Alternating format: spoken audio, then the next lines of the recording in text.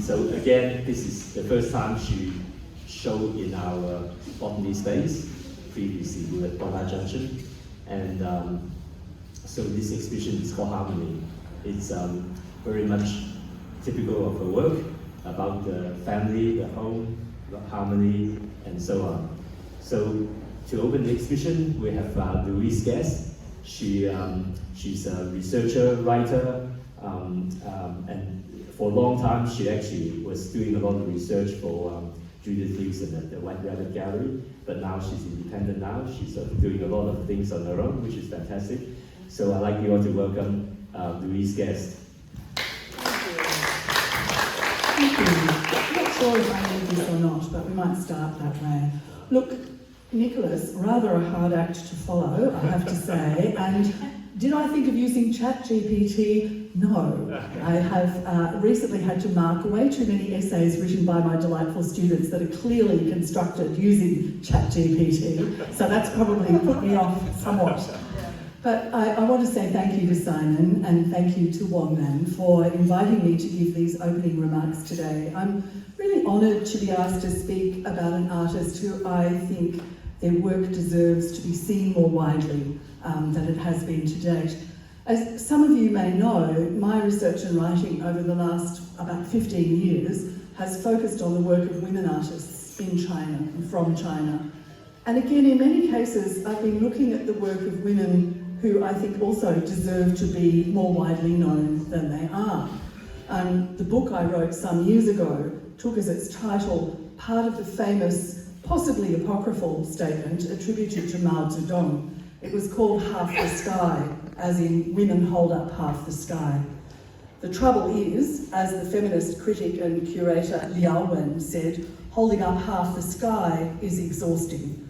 And the work that women do is so often invisible or unacknowledged, whether that's in the home or the workplace or indeed in the art world.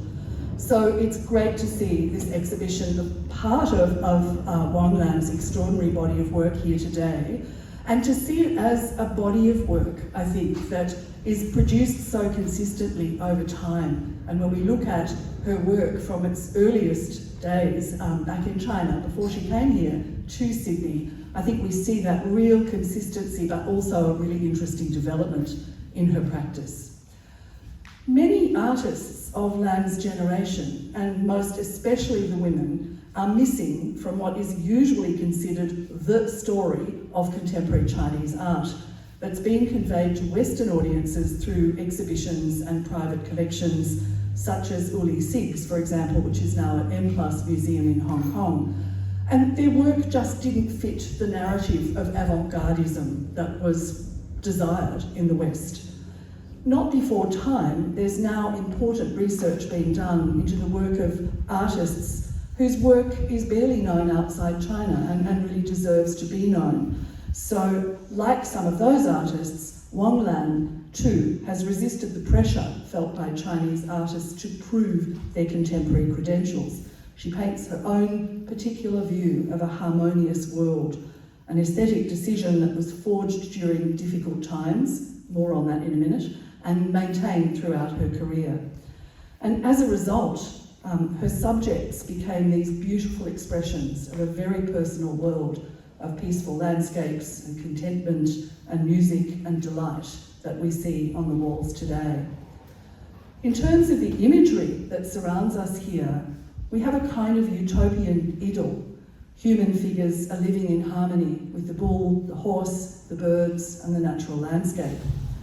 The little houses might remind us of Chagall's Russian shtetl, but when you look a bit closer, there are hints of Aussie fibro and suburban bungalows and maybe a little bit of Bundina. Men are totally absent from these works. It's a world of women and nature, a visual aesthetic grounded in Lan's own female subjectivity and her desire for harmony. They are, I think, beautiful works, but not merely pretty. When you look, you see darker themes. The horse and the bull recall the animals in Picasso's Guernica, his denunciation of the horrors of war.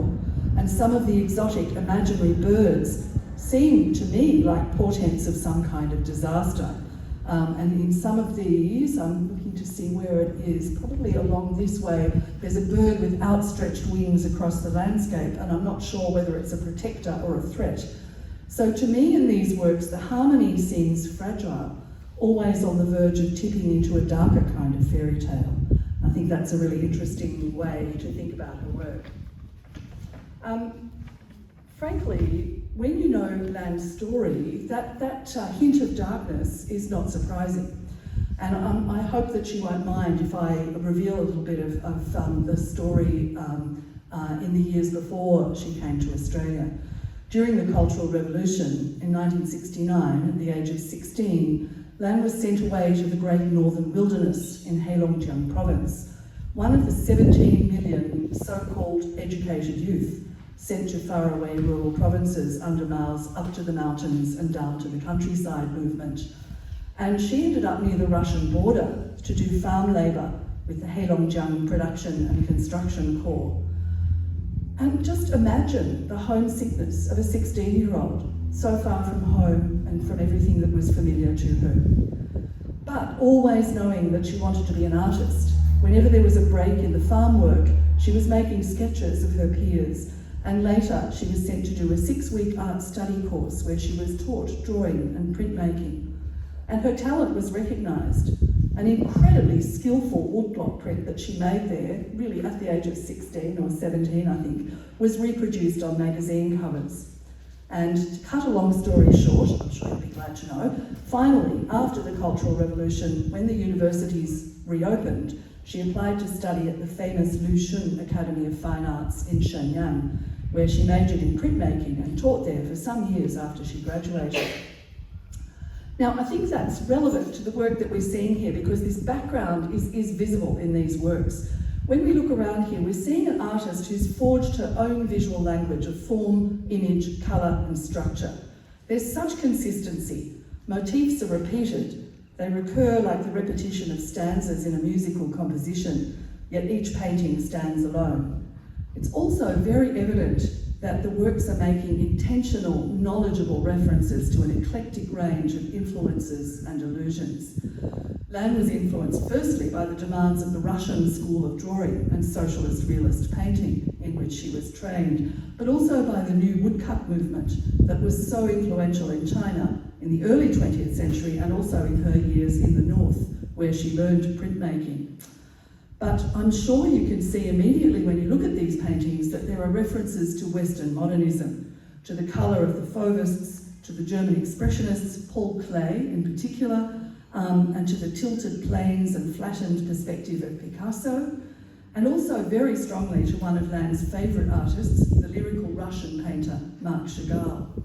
I also think we see her early training in woodcut printing, in the clarity of line in these works. In fact, the almost architectural structure of each work is remarkable. But look a little closer again, and you detect the impact of Chinese folk art and paper cutting in the way each composition is divided into sections and filled with busy action. The rural subject matter reveals that too. The repeated animals, fish and birds, and people playing musical instruments all remind us of Shanxi paper cuts or New Year pictures. There's a number of works which have this sort of dreamlike fairy tale quality about them. But look again, because Mabel Lee has pointed out that in some of these works you can detect the subtle, muted tones of the Buddhist frescoes in the Mogao caves at Dunhuang in Western China, which was a huge influence on many artists of Lan's generation. And finally, as I looked at these works, thinking about what I was going to say today, I started to see and then found inescapable an Australian influence that developed, I think, after Lan arrived here in 1991. The heads of the blonde women and girls in these paintings began to remind me of works by Charles Blackman and Arthur Boyd. If you look at some of the harmony paintings up this end, for example, we see hints of Blackman's Alice series and some of the paintings of his wife, Barbara. And I think it's not at all surprising that Lan would be drawn to works by these Australian expressionist painters who, like herself, worked from a deep vein of subjective truth. And when you look at the change in her palette from her earlier works in China to those that she's made in Australia, it's clear that the Australian light And the landscape here and the natural environment, especially I think the bush around her home in Bundina, have really inspired her. And can I add, I especially love these paintings of these fish, which, I mean, of course they evoke the jewel-like colours of the tropics, but also they have so much personality. It's so easy to imagine them as groups of people, both likeable and rather unlikable. There's one over here, I think it's Another World number 6, near just behind Simon's on the right.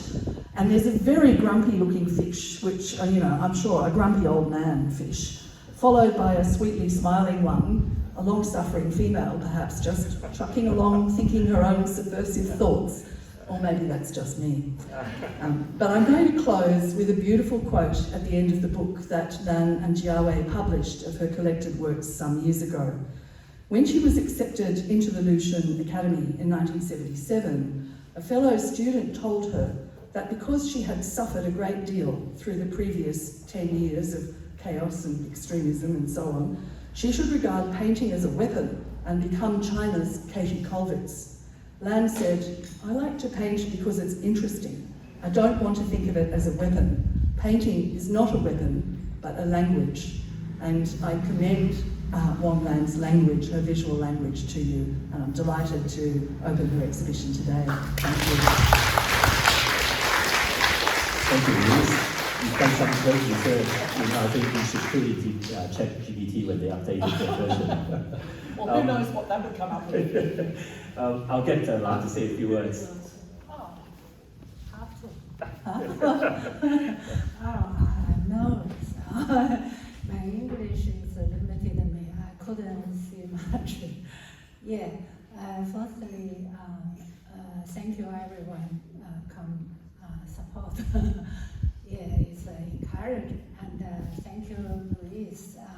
Have so wonderful speak, and she understands me deeply. Thank you very much, and thank you, Claudia and Bing, all the lady share the space with you, and thank you, Simon. Make a very nice, good manage, and yeah, gave me a reasonable pressure. Yeah, not so hard, but reasonable. Make me work a little bit hard. Yeah, it's reasonable. Is because it's not soft. Not so hard. If too hard, the other lady will crash. Yeah, and yeah, Louise just now mentioned about Cultural Revolution. Everyone said Cultural Revolution take us 10 years away. Yeah. Before, I never not so much think about this. I just think, oh, we have to rush, catch the time, do more things. But now, more and more, as my age old, more and more feel very, we lost 10 years. It's a problem. If now I can take the 10 years back, that's wonderful. Yeah, but I still think we are so lucky we are in Australia. I love this country. I feel and say thank you to the country. Yeah, my country. Thank you, Lan. Also, this week we're going to have artists in conversation. So it will be Claudia Chen Shaw with Simon Marley at 2:30 to 3:30. And then we've actually moved Wang Lan's artist talk from the 14th of October to the same day next week, the 7th of October, next Saturday, from 3:30 to 4:30, so one after the other. So if you're free, you're welcome to come along and enjoy the exhibition. And thank you very much again for coming. Thank you.